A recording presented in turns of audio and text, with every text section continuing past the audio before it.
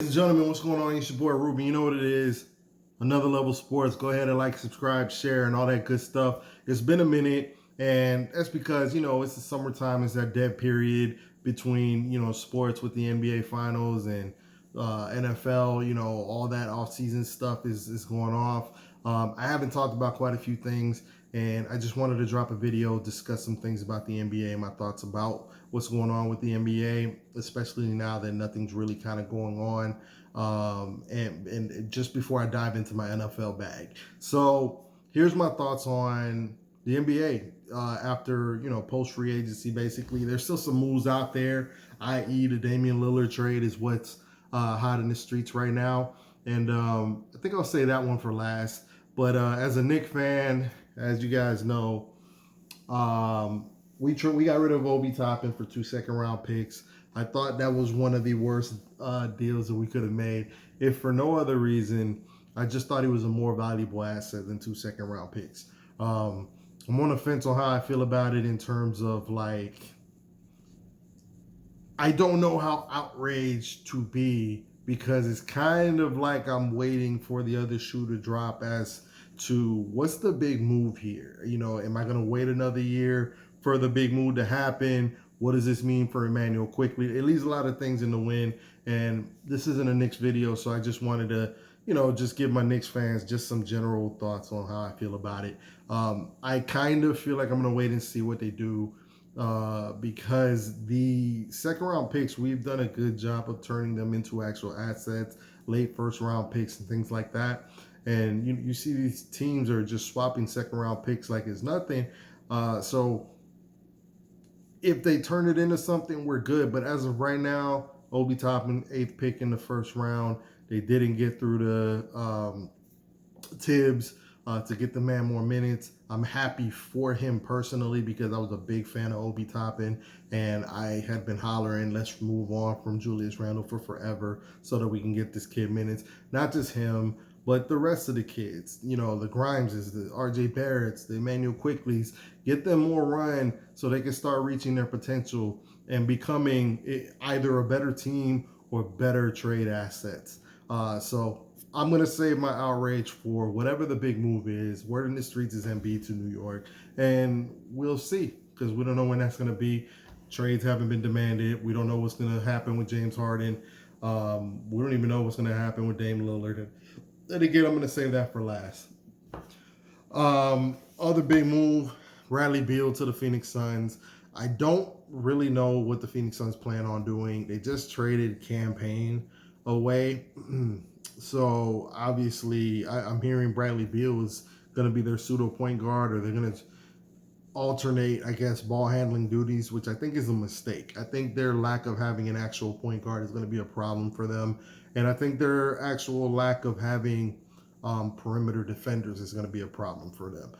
They clearly think that they're going to outscore everybody. I wonder if this was a plan before they hired Frank Vogel, because I can't imagine if this was the plan that Frank Vogel had to be the guy.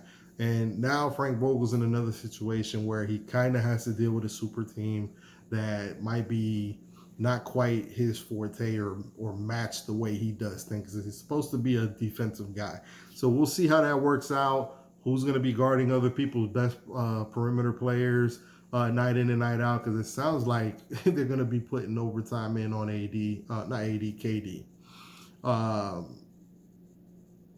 Suns got to be the prohibitive favorite though right now, next to maybe Denver. I still think Denver is the favorite going in, as long as they have Jokic and they're healthy. That team's just stacked, and they do a good job developing guys. They turn Bones Highland into an asset. They turn, it gave Christian Braun more minutes, and he looks like he might be ready to take up the mantle of some of the guys that they lost, I can't, his name escapes. Bruce Brown went to the Pacers as well.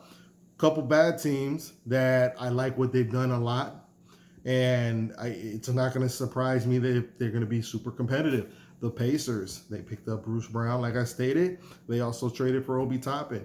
I'm also hearing that they're thinking about making a move for Pascal Siakam. I'm not sure how that fits with, Obi Toppin, Miles Turner. Is Miles Turner going to be included in that deal? But on its face right now, that with Ben Mathurin, Halliburton, Obi Toppin, I'm sick at what the Pacers could be. Considering I don't think they're better than the Knicks, but that is a team that I wouldn't want to play. That's a lot of pure talent there that you're gonna have to just deal with. I hope they got the coaching in place to kind of harness that and reel that in. And the team that I really like, a lot of people like what the Lakers have done, and I'm not gonna lie, I think they have assembled a team that better fits what LeBron does. My question would be is LeBron going to still be LeBron? Because I kind of think they need to terraform more into a team that moves away kind of like slowly away from the LeBron era. That's just my thoughts. Gabe Vincent's a nice little pickup, gives them a backup point guard or starting point guard. I'm not sure what their plan is there, but I like the addition of Cam Reddish. As a Knicks fan, you guys knew I was high on Cam Reddish as well, but this is his third stop.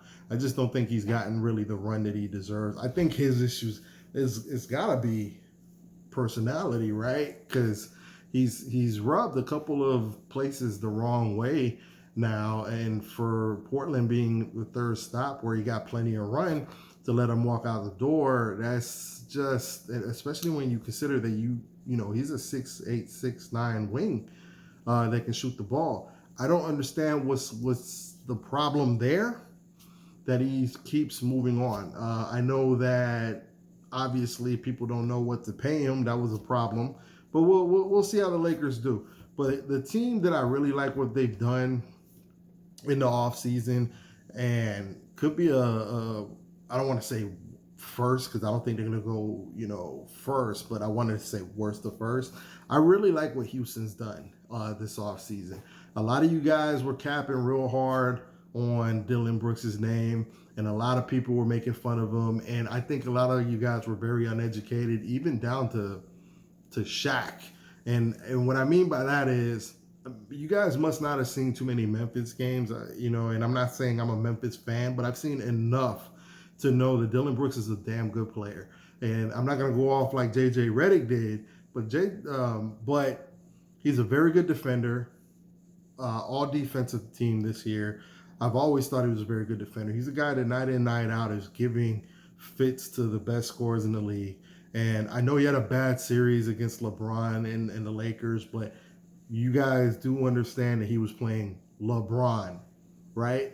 And he's not the greatest shooter, but you can say that for certain people like Pat Beverly, and people seem to love Pat Bev. This guy is every bit as tenacious as Pat Bev, and he's 6'7". And what's also an underrated aspect of his game is he might not be the greatest pure shooter. I think his confidence was broken and they left him open and he just couldn't hit that open shot.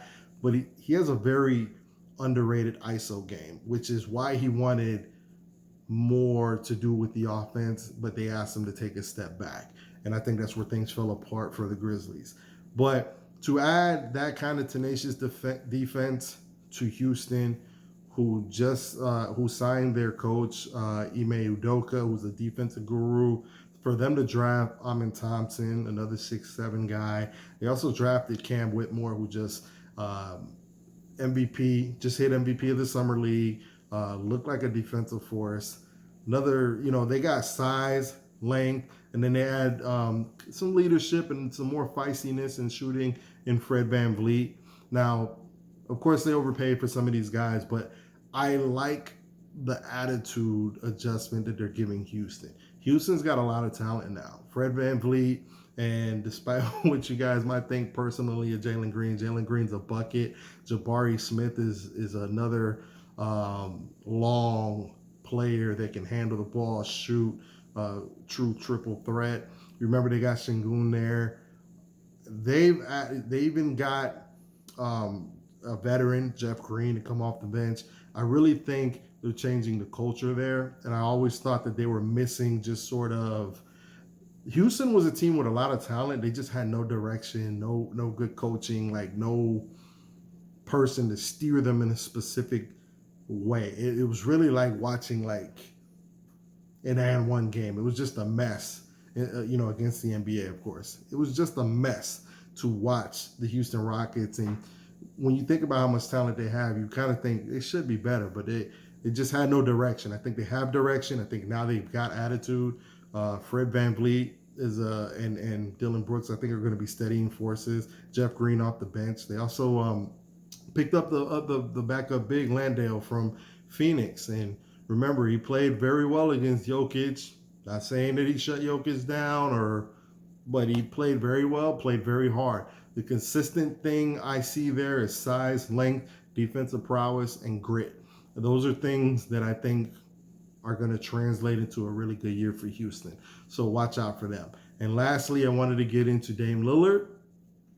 And Dame Lillard, I have a friend who's a Miami Heat fan. I think he's the punk ass friend that was supposed to be doing videos with me so I could post for y'all. So go ahead and definitely get on Shane if you like for me. I'll even tag him or whatnot. But one of the arguments we've had is that Dame Lillard has no leverage to go to Miami. He's a Miami Heat fan, and Dame obviously wants to go to Miami. Here's the problem. Damian Lillard doesn't have the leverage to pull that. And the reason for that is he's under contract and he's 33 years old.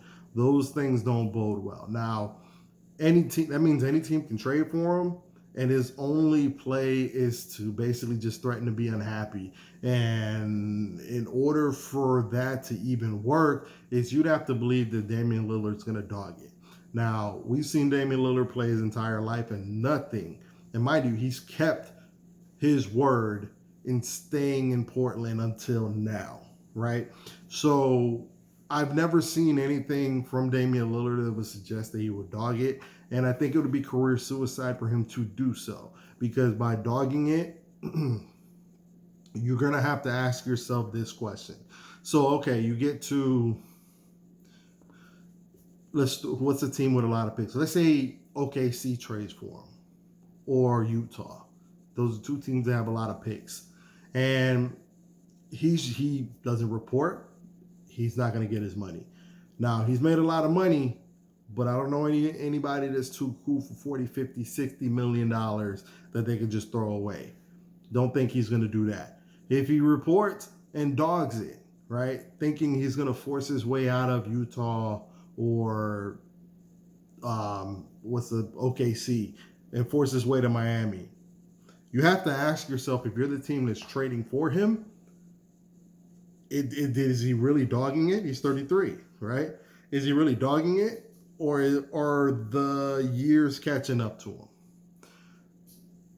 Me personally, I wouldn't want a player on my team that is capable of dogging it. I need competitors, and Heat culture is all about competitive nature, right? And I wouldn't risk giving up all those assets for an aging player that, if you sign him, mind you, you're going to have two of the worst contracts in the NBA, and you're going to be cap strapped to these players and committed for years, because Jimmy and Damian Lillard, they're going to be like 36 years old, making like $60 million a piece if you're looking at their deals. You're going to be stuck with those guys for quite some time, and those are aging stars. So those are things that you're going to have to consider. And then next, whenever that trade goes down, his value is going to go down. So you could say Utah's not going to get the assets back, but there's no guarantee he makes it to Miami in that scenario. So those are just my thoughts. I think ultimately right now, if he does go to Miami, and I've even heard, a rumor that maybe the deal might be done. It's just that, for instance, like the rookies that are signed, like Jaime for the Heat, they're not eligible to be traded until late July, going into August possibly. So it could be a situation where it's agreed to, but they can't make it official yet. But if it gets to the season, I think it's fair game. Anybody can get in there and make their bid, because if the players the Miami Heat offer hit the court, it's going to be a nightmare for them because I don't think Miami is going to be that great this season without a Damian Lillard trade. And that's going to lower the value. So that's all I got, y'all. Hit your boy back. Peace.